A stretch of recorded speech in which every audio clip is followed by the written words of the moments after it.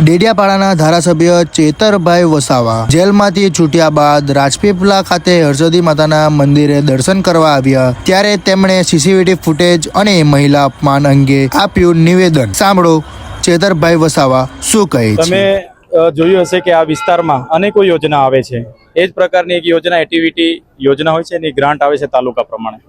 એમાં સરકારી પ્રતિનિધિ તરીકે ધારાસભ્ય અને તાલુકા પ્રમુખ અને અધિકારીઓ સાથે રહીને આયોજન કરવાના હોય છે.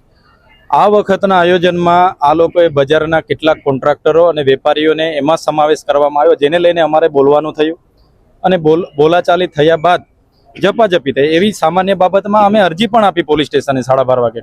છતાં એક ધારાસભ્યની અરજીને ગ્રાહ્ય ન રાખીને 2 વાગે મને એરેસ્ટ કરવામાં આવ્યા અને એ જ દિવસે રાતે 7 વાગે મારા પર FIR કરવામાં આવી. આ સાજિશમાં IPS અહીંના હતા જે તે વખતે એ અધિકારી અને કેટલાક નેતાઓનો આગોતરું આયોજન હતું ને એમાં મને ફસાવવામાં આવ્યું. એમાં 80 દિવસ બાદ આજ મારે નામદાર હાઈકોર્ટનો હુકમ થયો અને મને જામીન મળ્યા છે, ત્યારે એને અમે આવકારીએ છીએ. અને જે પ્રકારે એક વિપક્ષના ધારાસભ્યને દબાવવાની વાત છે, અવાજ દબાવી દઈને એને યેન કેન પ્રકારે હેરાન કરવાની વાત છે, ત્યારે આ માત્ર ચૈતર વસાવાનો અવાજ નથી, આ ગુજરાતની જનતાનો અવાજ છે. અમારા લોકોએ મત આપીને અમને ચૂંટેલા છે, ત્યારે એમનો અવાજ ક્યારે દબાશે નહીં.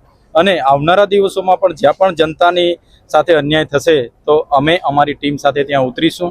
આ દરમિયાન મને અને મારા પરિવારને સહકાર આપનાર અમારા રાષ્ટ્રીય અધ્યક્ષ અરવિંદ કેજરીવાલજી, આમ આદમી પાર્ટીની તમામ ટીમ, પ્રદેશ પ્રમુખ ઈસુદાનજી અને સાથે સાથે સમાજના ધાર્મિક સંપ્રદાયના તમામ આગેવાનોએ અમારી સાથે ઊભા રહીને અમને સહકાર આપ્યો છે. એવા તમામ લોકો, વકીલો, પોલીસો જે પણ હશે એમનો હું આભાર માનું છું. આજે અમે અહીંયા મંદિરે આવ્યા છીએ.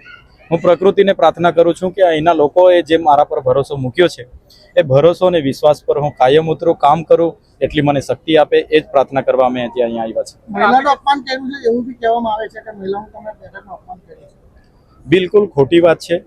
તાલુકા પંચાયત સાગબારા જે બેન છે ચંપાબેન, કેલ ગામે એના ઘરે હું પોતે ગયો છું. એક બેનના ઘરે જઈને ચા પાણી કરીને હું આવ્યો છું. ત્યારે એ બેને તાલુકા પંચાયતના પ્રમુખ તરીકેના બંધારણીય હોદ્દા પર બેસીને જે ખોટું બોલ્યા છે એ મને બિલકુલ વ્યાજબી નથી. હું ધારાસભ્ય છું, હું કેમ છું, અમારે બોલાચાલી થયેલી, અમારે એકબીજાના ઝપાઝપી થઈ છે, હું કેમ છું, પણ એમાં કંઈ 307 ના લાગે. અને બેનની જે વાત છે બિલકુલ વાહિયાત વાત છે કે બેનને હું કરવા હું ગાળ બોલું ભાઈ, એ પ્રશ્ન જ ઉપસ્થિત નથી. બીજું કે CCTV કેમેરા ચાલુ હતા તેની ફૂટેજ ક્યાં છે એ રજૂ કરો ને, તો પાણીનું પાણી અને દૂધનું દૂધ થઈ જશે. પણ એ સરકાર રજૂ કરતી નથી. માત્ર ને માત્ર 307 જેવી ગંભીર કલમો ઉમેરીને મને જેલમાં ફસાવી દેવામાં આવ્યો છે. મને ન્યાય પ્રણાલિકા ઉપર પૂરો ભરોસો છે, આવનારા દિવસોમાં મારી સાથે ન્યાય થશે. સાહેબ, એવું સાંભળવામાં આવ્યું છે કે હમણાં ગુજરાત સરકારે નવા તાલુકાને નિમણૂક કરી છે, એમાં ડેડિયાપાડાને અલગ કરીને ચિંતા બનાવવામાં આવ્યો છે, એ બાબતે તમે શું કહેશો? હું હજુ હમણાં જ આવ્યો છું. 80 દિવસ જેલમાં હતો. બહાર શું શું ચાલ્યું છે શું નથી મને ખબર નથી. ત્યાં જેલના નીતિ નિયમો પ્રમાણે રહેવાનું હોય છે. છતાં હું જાણીશ, જ્યાં પણ સીમાંકનની બાબતોમાં લોકોની સાથે રહીને અમે સાથે બેસીને સરકારના પ્રતિનિધિ તરીકે સરકારમાં જે કંઈ હશે તે રજૂઆત કરીશું. નવો તાલુકો બનશે તો ચોક્કસ અમે આવકારીએ છીએ. લોકોના વિકાસ માટે જ આગળ વધતું હશે એવું અમે હાલના તબક્કે માનીએ છીએ.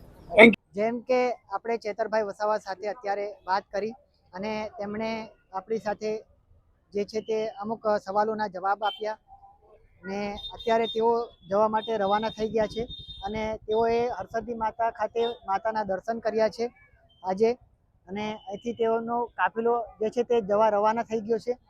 અને આવા જ સમાચાર જોવા માટે જોડાયેલા રહો સરદારનો અવાજ સાથે. નમસ્કાર.